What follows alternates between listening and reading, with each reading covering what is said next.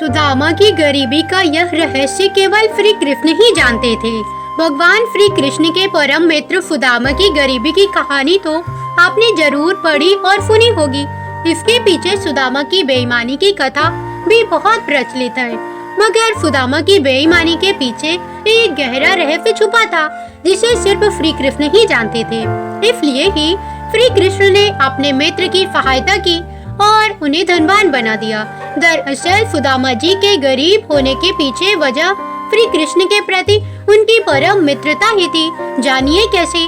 रात में चने चुरा कर ले गए चोर। रात में उसकी कुटिया में चोर आए और चने को सोने की मुहर समझकर चुराने लगे। आवाज सुनकर ब्राह्मणी जाग गई और शोर मचाने लगी। उसकी आवाज सुनकर गांव वाले चोर को पकड़ने के लिए भागे तो चोर संदीपन मुनि के आश्रम में छिप गए। संदीपन मुनि के आश्रम में ही कृष्ण और सुदामा उन दिनों शिक्षा ग्रहण कर रहे थे। चने की पुटकी रह गई। कुटिया में गांव वालों को अपनी ओर आता देख चोर हड़बड़ाकर में चने की पुटकी वही आश्रम में छोड़ गए। अगले दिन गुरु माता को वह चने की पुटकी मिल गई। उधर भूख से व्याकुल ब्राह्मणी को जब पता लगा कि चोर उसके चने चुरा कर ले गए हैं, तो उसने श्राप दिया कि जो भी उन चनों को खाएगा वह दरिद्र हो जाएगा।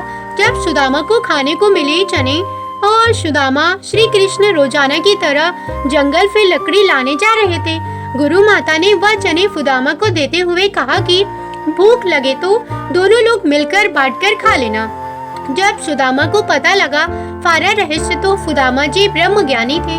चने की पुटकी हाथ में आते ही उन्हें सारा रहस्य समझ में आ गया।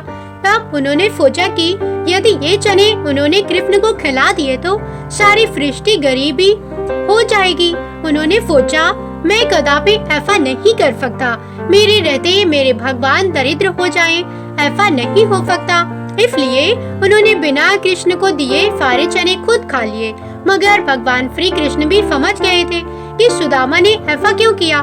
फिर कई वर्षों के बाद सुदामा जब कृष्ण के द्वार पर आए तो उन्होंने अपने इस परम मित्र को गले पे लगाकर उनकी सारी दरिद्रता दूर कर दी। जय श्री कृष्ण। राधे राधे।